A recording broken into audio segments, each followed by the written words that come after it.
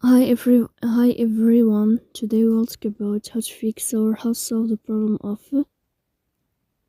memory low on the application of Tinder. You will go to settings. In this page, you will go to apps, default apps, app settings.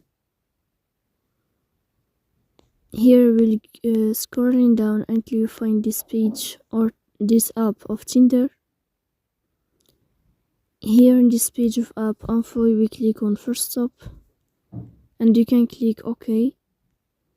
Then you will enter to the window of storage. Here you will click on clear cache, but pay attention, don't click clear data because that can delete your account. In the end, you can turn off your phone and you can restart your phone again, so please don't forget to support us by like and subscribe. See you next time.